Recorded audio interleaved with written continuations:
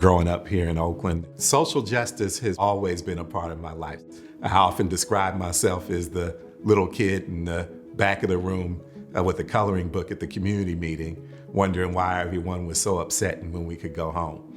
It was very clear to me that there were some neighborhoods that had the shiny parks with the new equipment, and some neighborhoods that had multifamily housing that didn't look like it was even up to code. And so I decided kind of early on that I wanted to be in the room when those kinds of decisions were being made in my community. Most people come to philanthropy with the kind of traditional view that it's really about charity, meeting basic needs, helping to fortify the safety net. And I think that that form of philanthropy is really important. But I also think that it's insufficient. I think that in a lot of cases, the need for charity is actually emblematic of system failures and policy failure.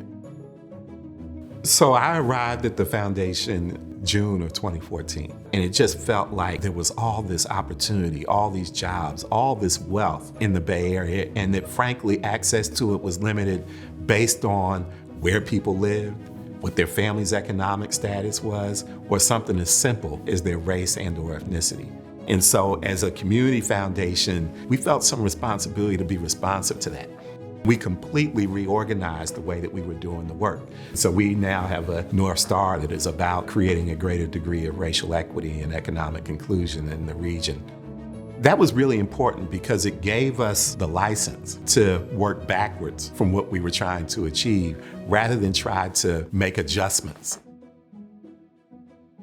What I found most disturbing about 2020 was how predictable it was.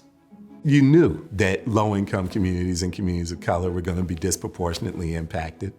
But the part that I kind of love about 2020 was the fact that so many people said, enough is enough. The last year has also created an opportunity for us to hold a mirror up to ourselves, ask ourselves if we're really living up to the ideals of this country, and to do something about it. This issue of affirmative action has many times been used as a wedge issue, particularly a wedge issue between African American and Asian communities. I thought that the leadership that CAA provided as part of that coalition was very, very important, and a very important signal that was being sent that we are in a different age.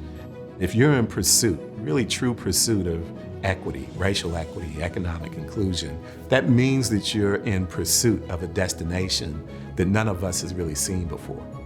Really what we're talking about is that we've got to have imagination.